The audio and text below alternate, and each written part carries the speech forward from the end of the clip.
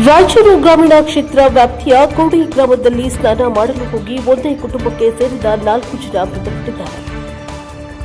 ಮಾನ್ಯ ಶಾಸಕರಾದ ಶ್ರೀ ಬಸನಗೌಡ ದದ್ದಲ್ ರವರು ಕುಟುಂಬ ವರ್ಗಕ್ಕೆ ಭೇಟಿ ನೀಡಿ ಸಾಂತ್ವನ ಹೇಳಿ ಧೈರ್ಯವನ್ನ ತುಂಬಿದ್ದಾರೆ.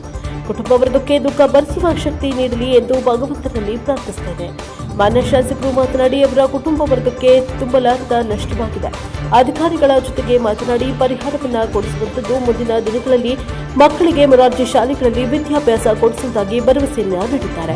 ಇನ್ನು ಶವ ಸಂಸ್ಕಾರಕ್ಕಾಗಿ ಮಾನ್ಯ ಶಾಸಕರು 50,000 ರೂಪಾಯಿಗಳನ್ನು ನೀಡಿದ್ದಾರೆ.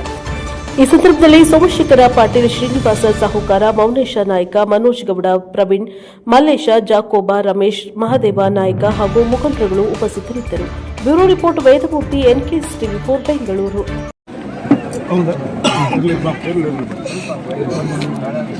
ಇವತ್ತು ರಾಯಚೂರು ಗ್ರಾಮೀಣ ವಿಧಾನಸಭಾ ಕ್ಷೇತ್ರದಲ್ಲಿ ಕುರುಡಿ ಗ್ರಾಮದಲ್ಲಿ ಒಂದೇ ಕುಟುಂಬದ 4 ಜನ ಏನಿವತ್ತು ಆಂಧ್ರ ಪ್ರದೇಶಕ್ಕೆ ಹೋದಂಥ ಸಂದರ್ಭದಲ್ಲಿ ಏನು ನಮ್ಮ ತುಂಗಭದ್ರಾ ನದಿಯಲ್ಲಿ ಸ್ನಾನ ಮಾಡಲು ಹೋದಂಥ ಸಂದರ್ಭದಲ್ಲಿ ಇವತ್ತು ಏನು ಅವರಿಗೆ ಕಾಲು ಜಾರಿ ಅನಾಹುತಗಳನ್ನು ಸಂಭವಿಸಿದೆ.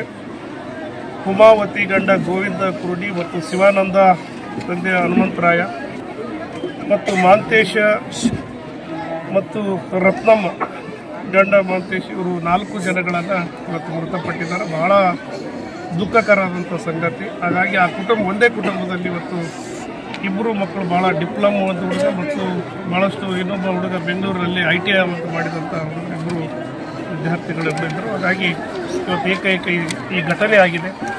ಹಾಗಾಗಿ ನಮ್ಮೆಲ್ಲ ಕುರುಡಿ ಗ್ರಾಮದ ಮತ್ತು ನನ್ನ ಗ್ರಾಮೀಣ ಕ್ಷೇತ್ರದ ಜನತೆಗೆ ಏನು ತುಂಬಲಾರದಂಥ ದುಃಖ ಮತ್ತು ಹಾಗಾಗಿ ನಷ್ಟ ಆಗಿದೆ. ಹಾಗಾಗಿ ಈ ಕುಟುಂಬಕ್ಕೆ ಭಗವಂತ ಆ ದುಃಖವನ್ನು ಭರಿಸುವಂಥ ಶಕ್ತಿಯನ್ನು ಕೊಡಲಿ ಅಂತ ಕೂಡ ಹಾರೈಸಿ